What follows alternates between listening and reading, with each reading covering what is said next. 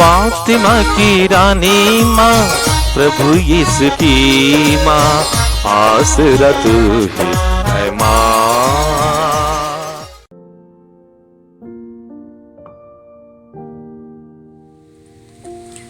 जय यीशु क्रिस्त में प्रिय भाई और बहनों, हर साल 31 मई को हम लोग माता मरियम के अभ्यागमन का पर्व मनाते हैं। गर्भवती माता मरियम शीघ्रता से चल पड़ी और उसने जकरियस के घर में प्रवेश कर अपनी कुटुंबनी एलिजाबेथ का अभिवादन किया। और यह अभिवादन सुनकर के एलिजाबेथ के गर्भ में जो बच्चा था, यूहन्ना बपतिस्ता 6 महीने का शिशु था, वह आनंद के मारे उछल पड़ा। दोनों पवित्र आत्मा से भर गए। एलिजाबेथ और यूहन्ना बपतिस्ता पवित्र आत्मा से भर गए। माता मरियम उस परिवार में 3 महीनों तक रहती है। और हम लोग पढ़ते हैं जकरियस भी पवित्र आत्मा से भर गया। तो उस परिवार के तीनों व्यक्ति पवित्र आत्मा से भर गए। तो हमको समझना है कि माता मरियम अकेली नहीं थी। माता मरियम के गर्भ में बालक यीशु जरूर थे। उसके अलावा इस गर्भागमन के पहले स्वर्गदूत ने बताया था माता मरियम को कि पवित्र आत्मा आपके ऊपर उतरेगा, सर्वोच्च प्रभु की शक्ति की छाया आप पर पड़ेगी, इसलिए जो आपसे उत्पन्न होंगे वे महान होंगे और सर्वोच्च प्रभु के पुत्र कहलाएंगे। तो जब माता मरियम जा रही थी तो वे पिता ईश्वर के साथ जा रही थी, पवित्र आत्मा के साथ जा रही थी, जरूर गर्भस्थ शिशु बालक यीशु के साथ। तो इसमें सबसे महानता क्या है कि परम पवित्र त्रित्व का दूसरा व्यक्ति एक मनुष्य के बच्चे के रूप में माता मरियम के गर्भ में आया।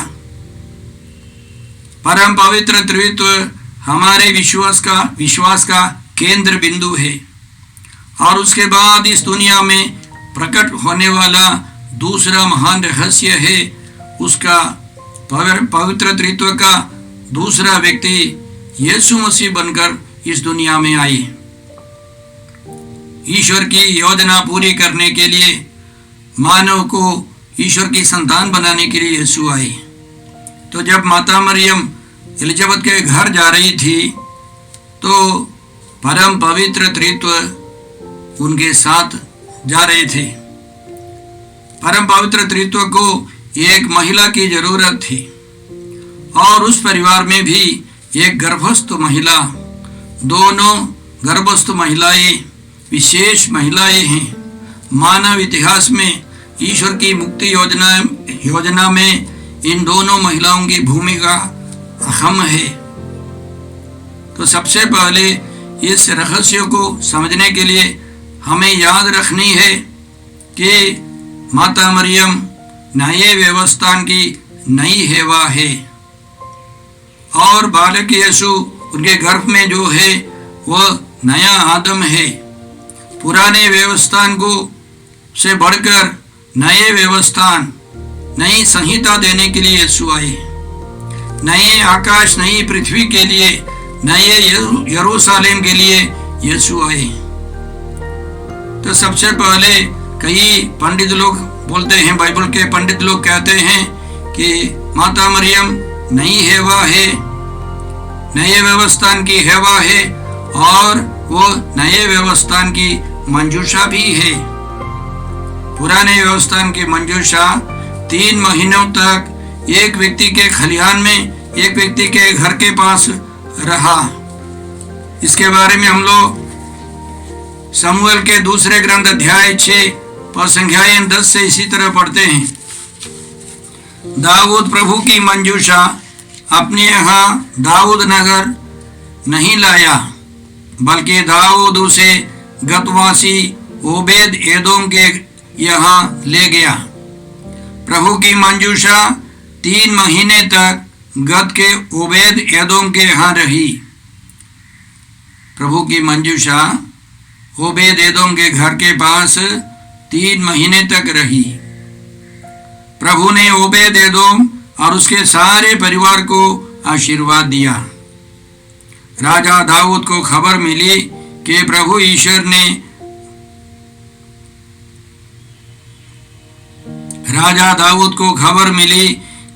ईश्वर ने ईश्वर की मंजूषा के कारण ओबेद-एदोम के घर वालों और उसकी संपत्ति को आशीर्वाद दिया है। इसलिए दाऊद गया और ईश्वर की मंजूषा ओबेद-एदोम के घर से बड़े आनंद के साथ दाऊद नगर ले आया। तो कई बाइबल पंडितों का मानना है वह नई मंजूषा जो है, नए व्यवस्थान की मंजूषा माता मरियम एलिजाबेथ के घर में, जकरियस के घर में 3 महीने तक रही और उसके चलते उस पूरे घर वालों को शांति मिली, प्रेम मिला, आनंद मिला। वे पवित्र हो गए। तो पवित्र करने के लिए कहीं पर भी पवित्रता चाहिए, आनंद और प्रेम चाहिए, तो हमको माता मरियम को बुलाना है, परम पवित्र त्रित्व को बुलाना है। जहाँ पिता ईश्वर, प्रभु यीशु और पवित्र आत्मा माता मरियम के साथ उपस्थित हैं, वहाँ शांति होगी, वहाँ पवित्रता होगी, वहाँ आनंद होगा। इसलिए माता मरियम खुद घोषणा करती है, मेरी आत्मा प्रभु का गुणगान करती है, मेरा मन अपने प्रभु ईश्वर में आनंद मनाता है। माता मरियम हर परिस्थिति में खुश थी और उन्होंने अपने पुत्र यीशु के साथ उस परिवार में जाकर खुशी बांटी, पवित्र आत्मा का अभिषेक, पवित्र आत्मा के फलों को बांटा, जिससे वे सब आनंद से, शांति से, खुशी से भर गए। याद रखें भाई और बहनों, यह पर्व इसलिए शुरू कर दिया गया, कलीसिया में बहुत अशांति थी। 14वीं सदी में ठीक बोलने पर 1389 में संत पापा उर्बन छठे ने यह घोषणा की कि रोम की कलीसिया के सभी लोग इस पर्व को मनाना है, क्योंकि वहाँ बहुत अशांति थी। एक असली पोप, एक डुप्लीकेट पोप, एक नकली पोप, और उसी तरह कई तरह की समस्याएं थी, अशांति थी। तब संत पापा, उस जमाने के संत पापा ने घोषणा की, हम लोग माता मरियम को बुलाते हैं, माता मरियम की कृपा से पवित्रता आ जाए, शांति आ जाए कलीसिया के अंदर। और उसी साल अगले संत पापा बोनीफस 9वें ने यह घोषणा की, सारी कलीसिया, पश्चिमी कलीसिया के सभी लोग इस पर्व को मनाए, और तब से हम लोग यह पर्व मनाते आ रहे हैं। इससे हमको शांति मिलती है, कृपा मिलती है, शक्ति मिलती है। इसके अलावा हम इस पर्व से बहुत कुछ सीख सकते हैं। सबसे मुख्य बात यह है कि ईश्वर एक नया विधान स्थापित करने वाले हैं, और उस विधान में जकरियस को, एलिजाबेथ को और संत यूहन्ना बपतिस्ता को अहम भूमिका निभानी थी। जकरियस एक महापुरोहित थे और उसका बेटा यूहन्ना बपतिस्ता भी पुरोहित लेवी गोत्र का है। अब यीशु आए हैं एक नए तरीके के पुरोहिताई जीवन शुरू करने के लिए। वह लेवी गोत्र की पुरोहिताई नहीं है, वह यरूशलेम मंदिर की पुरोहिताई जीवन नहीं है। यरूशलेम मंदिर 17वीं ईस्वी में वो बर्बाद कर दिया जाएगा। संत यूहन्ना बपतिस्ता जो लेवी पुरोहित है, वो अपनी पुरोहिताई जो अवस्था है, वो अभिषेक है, उसको यीशु को लौटा देने वाले हैं। इब्रानियों के नाम पत्र में हम लोग पढ़ते हैं अध्याय 5 में कि यीशु मेल्कीसदक की तरह महापुरोहित बनकर आए हैं। वह स्वर्ग में प्रवेश कर हमेशा हमेशा के लिए अपने महिमान्वित शरीर लेकर एक ही बार पिता ईश्वर के सामने स्वयं बलि चढ़ाकर महापुरोहित के महिमा में पिता ईश्वर के दाहिने विराजमान होने वाले हैं। तो यह पुरोहिताई जीवन एक नया जीवन है। नया आदम प्रभु यीशु एक नया सिस्टम, नया विधान शुरू करने वाले हैं। इसकी शुरुआत में यीशु ने बालक यूहन्ना बपतिस्ता को पवित्र किया, पवित्र आत्मा से भर दिया है। वह सबसे आखिरी नबी है, पुराने व्यवस्थान की सबसे अंतिम भविष्यवाणी करने वाले।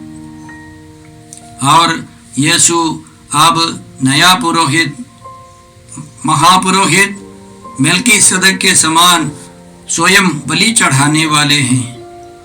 वो मंदिर यीशु है, वो बलि वस्तु यीशु है, चढ़ाने वाले महापुरोहित खुद यीशु है। इसलिए ये सब हमारे सामने प्रस्तुत करते हैं संत लूकस के अनुसार यह मुक्ति योजना का पहला अध्याय है। और धीरे धीरे हम लोग समझ लेंगे, जान जाएंगे कि माता मरियम और यीशु पिता ईश्वर की इच्छा के अनुसार हमारे लिए वो रास्ता दिखाते हैं। संत यूहन्ना के सुसमाचार के अनुसार अध्याय 19 में क्रूस के नीचे माता मरियम खड़ी है, क्रूस पर यीशु मर रहे हैं और यीशु अपनी माता को देखकर और अपने प्रिय शिष्य को देखकर कहते हैं, भद्रे ये आपका पुत्र है। अपने प्रिय शिष्य संत यूहन्ना से कहते हैं, यह तुम्हारी माँ है। तब से उस शिष्य ने माता मरियम को अपने यहाँ स्वागत किया, उनकी सेवा की। एक नया रिश्ता, एक नई कलीसिया, एक नया समुदाय, विश्वासियों का एक नया परिवार, वह पिता ईश्वर का परिवार है। उस परिवार में हम लोग सदस्य हैं। इसलिए आज हम लोग जब मनन करते हैं, माता मरियम जकरियस के घर गई, एलिजाबेथ का अभिवादन किया और प्रभु यीशु ने उस परिवार के सभी सदस्यों को पवित्र आत्मा से भर दिया। इसका मतलब क्या है कि इस मुक्ति योजना में हमारा भी एक स्थान है। जिन जिन परिवारों में अशांति है, वहाँ यीशु और माता मरियम आने पर उनके साथ परम त्रित्व के अन्य सदस्य जरूर हैं। हमारे घर में शांति होगी, प्रेम होगा, आनंद होगा। इसलिए संत पौलुस रोमियों के नाम पत्र अध्याय 8 में पद संख्या 29 से हम लोग इस प्रकार पढ़ते हैं, ईश्वर ने निश्चित किया कि जिन्हें उसने पहले से अपना समझा वे उसके पुत्र के प्रतिरूप बनाए जाएंगे। हम सब यीशु के पुत्र के समान बनाए जाएंगे, जिससे उसका पुत्र इस प्रकार बहुत से भाइयों का पहलौठा हो। उसने ईश्वर ने जिन्हें पहले से निश्चित किया उन्हें बुलाया भी है, जिन्हें बुलाया उन्हें पाप से मुक्त भी किया है, और जिन्हें पाप से मुक्त किया उन्हें महिमान्वित भी किया है। तो ईश्वर हमको बुलाते हैं, हमको पवित्र करते हैं, हमको महिमान्वित करते हैं, अपने परिवार के सदस्य बनाते हैं। तो यह संगत बढ़ता जाता है। जैसे माता मरियम को पवित्र आत्मा का अभिषेक मिला, सर्वोच्च प्रभु की शक्ति की छाया पड़ी, वह अन्य आलतू फालतू लोगों से या शेयर करने से, बोलने से, इसका वर्णन करने से कोई खास फायदा नहीं है। अभिषिक्त व्यक्तियों को अभिषिक्त व्यक्ति चाहिए। यह अभिषिक्त पाने के लिए जो तैयार है, अभिषिक्त रहने के लिए तैयार है, उनके पास जाने से ज्यादा फायदा है। स्तोत्र 119 पद संख्या 79 में हम लोग स्तोत्रकार का आग्रह प्रार्थना पढ़ते हैं। तेरे श्रद्धालु भक्त मेरा साथ दे। स्तोत्रकार पिता ईश्वर से प्रार्थना करता है, तेरे श्रद्धालु भक्त मेरा साथ दे, और वे भी जो तेरा विधान जानते हैं। तो ईश्वर के श्रद्धालु भक्त ईश्वर के विधान, नियम कानून, ईश्वर के वचन जानते हैं, उनको साथ रहना स्तोत्रकार के लिए अच्छा है। उसी तरह माता मरियम ने प्रभु यीशु पवित्र आत्मा पिता ईश्वर की प्रेरणा से माता मरियम ने फैसला किया कि मुझे सबसे पहले जकरियस के घर जाना है, उस परिवार में 3 महीना रहना है। मैं ईश्वर की मंजूषा हूँ, नए विधान की मंजूषा हूँ। वहाँ के लोगों को सबसे पहले कृपा मिलनी चाहिए। तो भाई और बहनों, जहाँ समस्या है, जहाँ कमियाँ है, जैसे संत पापा उर्बन ने फैसला किया था, हम लोग भी फैसला करें।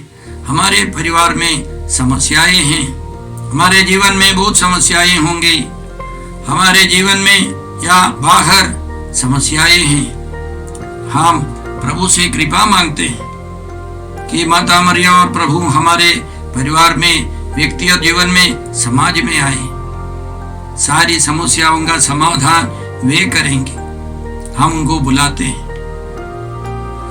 हे पिता ईश्वर, हे प्रभु यीशु, हे पवित्र आत्मा ईश्वर, इस महान पर्व के लिए हम धन्यवाद देकर प्रार्थना करते हैं कि हमारे परिवारों में, हमारे व्यक्तिगत जीवन में, हमारे समाज में, हमारे देश में यीशु और माँ मरियम पहुंच जाए, हमारी समस्याओं का समाधान कर दे।